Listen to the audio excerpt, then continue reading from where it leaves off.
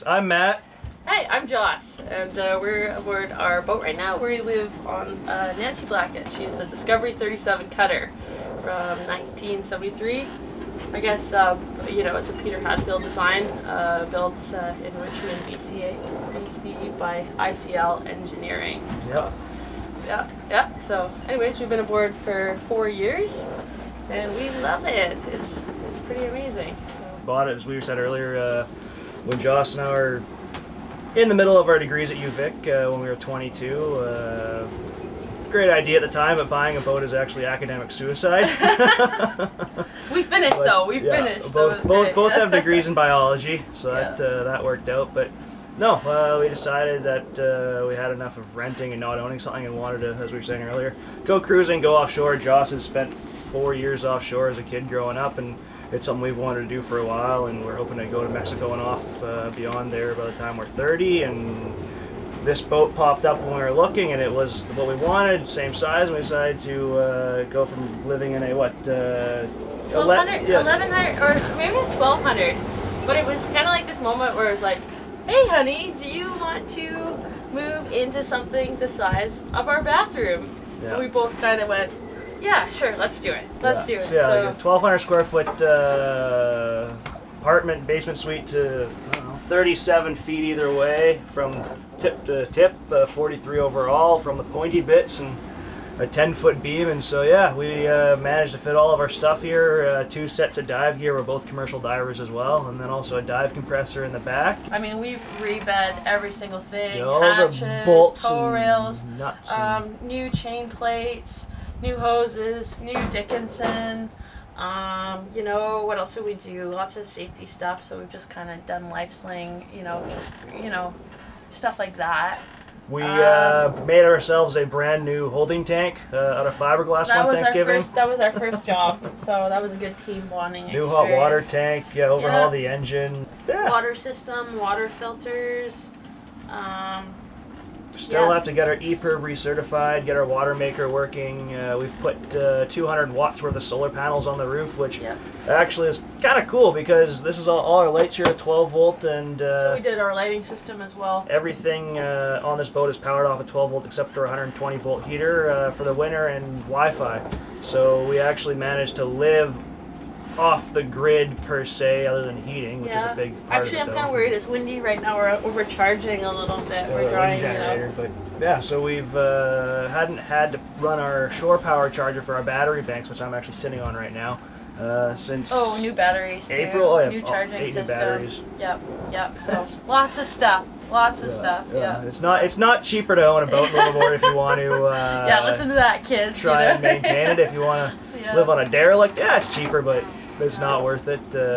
Love your vessel and it'll love you. And I'm gonna give you a quick tour of our seaworthy vessel out here. How's that? This is a self-steering gear for off sailing. We've got our wind generator going. We have a insulated backstay for our SSB, so we can download grid files and weather facts when we're offshore.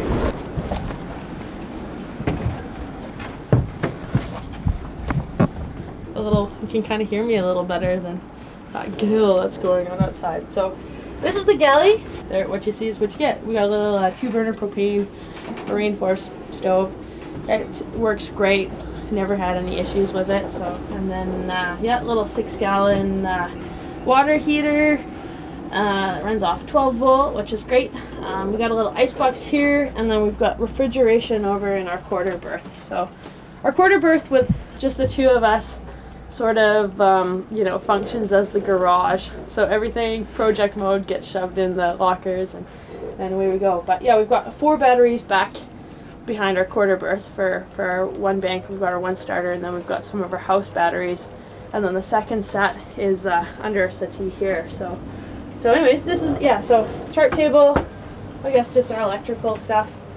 We packed our modem, SSB, got our monitors for our solar and wind gen, and then our VHF, all that stuff. Our fans in the summertime keep the air moving. It tends, when everything you own is in a bucket in the ocean, it tends to kind of you know, it's good to get airflow, right? So yeah, it's kind of the secret. Yeah, so we got house bank. We keep all of our cans, food stuff underneath of our seats. You know, just all this stuff. Sort of, you know, like just storage stuff. It's really, boats are really great for putting things away, you know, and having them tucked away and out of the way. So this is our diesel Dickinson heater. So we've got a little, I guess it's a 6-gallon day tank that we run our heater off of. And so anyways, yeah, come on forward. So this is our head. We've got a little, you know, Power Survivor water maker as well. So when we go offshore, that'll be really nice. We carry 66 gallons of fresh water right now, so that should do us pretty proud. But yeah, so we got a little job scope head. And first thing we did when we got the boat is replace all the plumbing. So that's always a fun job, you know. But yeah, so a little, you know, we've got pressure water, and then we've also got foot pumps as well for both of our sinks in here.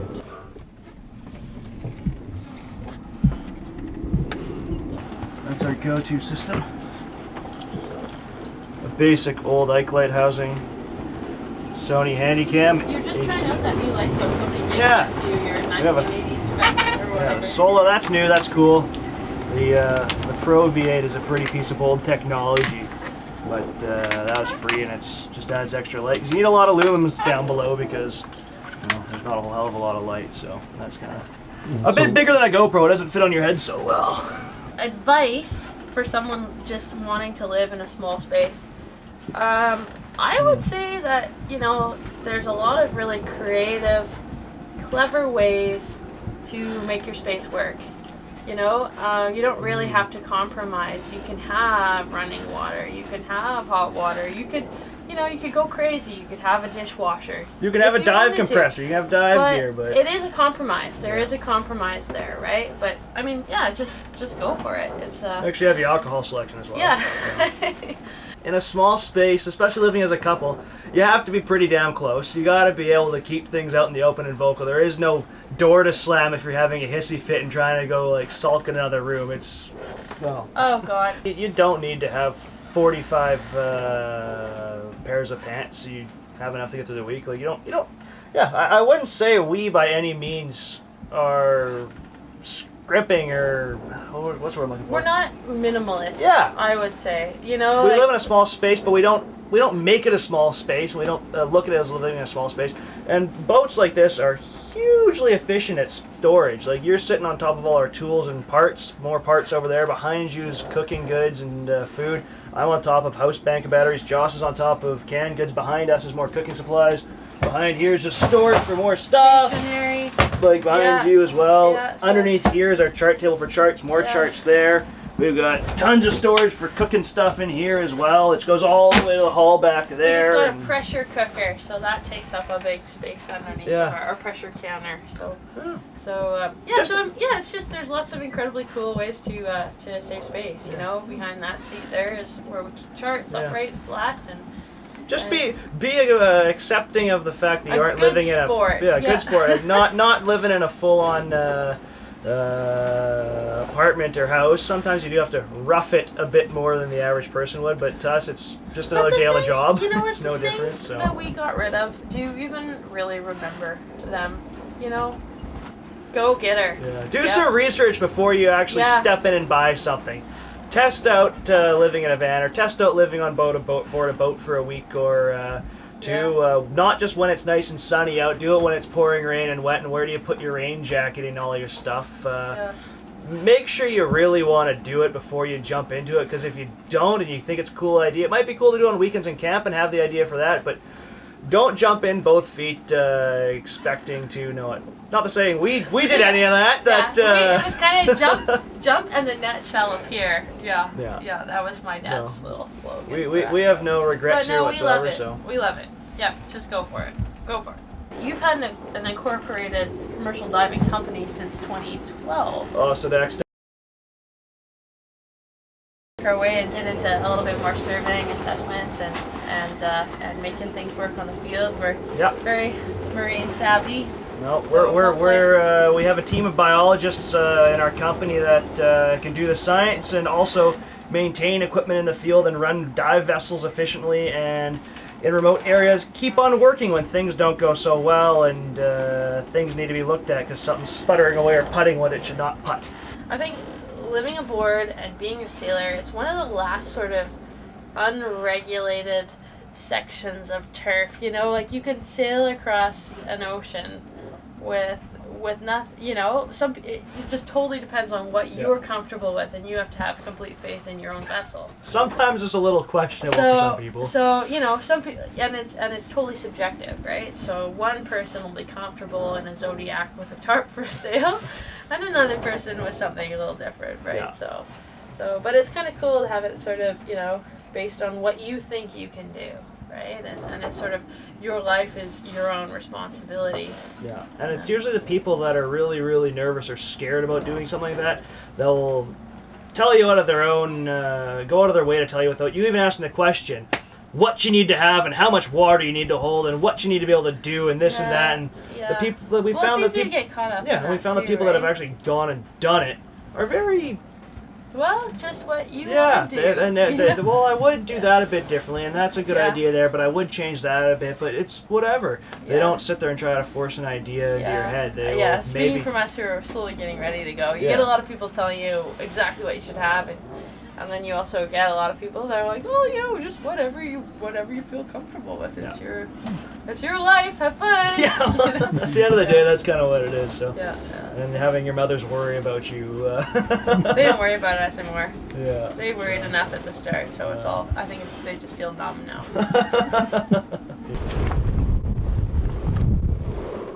Hey everyone, it's Forrest the filmmaker here. I hope you guys enjoyed that episode. There's a new one every single Monday. Big shout out to my Patreons this month, Mike the Nomad Sharpener and Jennifer Stevens.